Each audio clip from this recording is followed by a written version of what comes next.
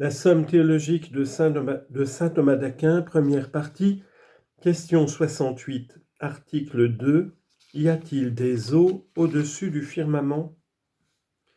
Il est dit dans la Genèse au chapitre 1 que Dieu sépara les eaux qui étaient au-dessus du firmament de celles qui étaient au-dessous. Résumé de l'argumentation. Il y a au-dessus du firmament des eaux corporelles qui, selon la diversité de nature ou d'acception qu'on attribue au firmament, se confondent avec lui ou s'en distinguent. Corps de l'article. C'est pour cela que l'autorité de l'Écriture sainte, comme le dit saint Augustin, surpasse l'étendue de tout génie humain. Par suite, quel que soit le mode dont ces eaux sont au-dessus du firmament, et quelle que soit leur nature, nous ne pouvons douter qu'elles n'y soient réellement. Quant à leur origine, elle n'est pas assignée par tous de la même manière. Origène dit que les eaux qui sont au-dessus des cieux sont des substances spirituelles. Il est dit, psaume 148, verset 14, que les eaux qui sont au-dessus des cieux louent le nom du Seigneur. Et Daniel, chapitre 3, verset 60, que toutes les eaux qui sont au-dessus des cieux bénissent le Seigneur. Mais saint Basile répond que si l'Écriture s'exprime ainsi, ce n'est pas parce que ces eaux sont des créatures raisonnables, mais parce que le spectacle qu'elles offrent, considéré attentivement par les esprits sérieux, tourne à la gloire du Créateur. C'est pour cela qu'au même endroit, on dit la même chose du feu, de la grêle et d'autres créatures de ce genre, qui sont certainement connues comme dépourvues de raison. Il faut dire conséquemment que ce sont des eaux corporelles, mais quant à leur nature, il faut la définir diversement, suivant la diversité des opinions qu'on peut embrasser sur le firmament. Si par firmament on entend le ciel étoilé, à la nature duquel on fait contribuer les 4 éléments, on pourra, pour une raison semblable, croire les eaux qui sont au-dessus du firmament de même nature que les eaux élémentaires. Mais si par firmament on entend le ciel étoilé, mais d'une nature diverse de celle des 4 éléments, alors les eaux qui sont au-dessus du firmament ne seront pas de la nature de l'eau élémentaire. Mais de même que, selon Strabus, on appelle empyrée, c'est-à-dire de feu, le ciel à cause de sa splendeur, de même on appelle ciel aqueux, à cause de sa seule transparence, le ciel qui est au-dessus du ciel étoilé. Supposez même que le firmament soit d'une nature étrangère à celle des 4 éléments, on peut encore dire qu'il divise les eaux si par eau on entend non l'eau élément, mais la matière informe des corps, comme le dit saint Augustin. Car dans ce cas, tout ce qui est entre les corps divise les eaux. Si par firmament on entend la partie de l'air dans laquelle se condensent les nuages, les eaux au-dessus du firmament sont les eaux qui, réduites en vapeur et élevées au-dessus d'une partie de l'atmosphère, donnent naissance aux pluies.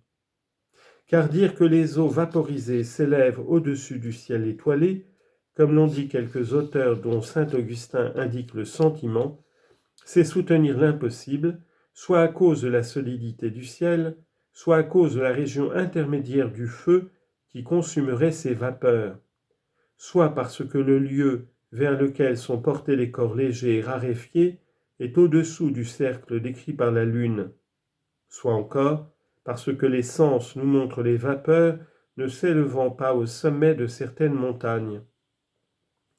Ce que l'on dit aussi de la raréfaction infinie dont un corps est susceptible, parce que les corps sont divisibles à l'infini, est dénué de fondement, car un corps naturel n'est point divisé ou raréfié à l'infini, mais seulement jusqu'à un point déterminé. Première objection. L'eau est de sa nature pesante. Or le lieu propre d'un objet pesant est d'être en bas et non en haut. Donc les eaux ne sont pas au-dessus du firmament. Réponse. Certains résolvent cet argument en disant que bien que les eaux soient naturellement pesantes, elles sont retenues par la puissance divine au-dessus des cieux. Mais saint Augustin rejette cette solution en disant qu'il faut chercher comment Dieu établit maintenant la nature des choses, et non ce que sa puissance veut opérer en elle de miraculeux. D'où il faut dire autrement que dans les deux dernières opinions sur la nature de ces eaux et du firmament, la solution résulte de ce que nous avons dit.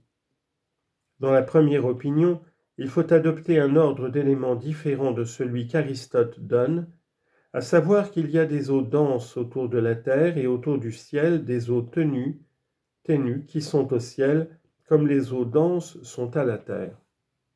Ou bien l'on peut entendre par ces eaux la matière des corps, comme on a déjà dit. Deuxième objection. L'eau est fluide de sa nature. Or un fluide ne peut demeurer sur un corps sphérique, comme le montre l'expérience. Donc il ne peut y avoir d'eau au-dessus du firmament qui est un corps sphérique. Réponse.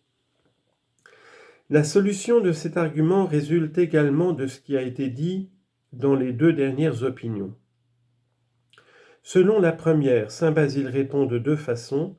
Premièrement, il n'est pas nécessaire que tout ce qui dans sa concavité semble rond soit dans sa partie supérieure rond ou convexe. Deuxièmement, les eaux qui sont au-dessus des cieux ne sont pas fluides, mais fixées en dehors du ciel, avec une solidité pareille à celle de la glace, d'où elles ont reçu de quelques-uns le nom de ciel cristallin. Troisième objection.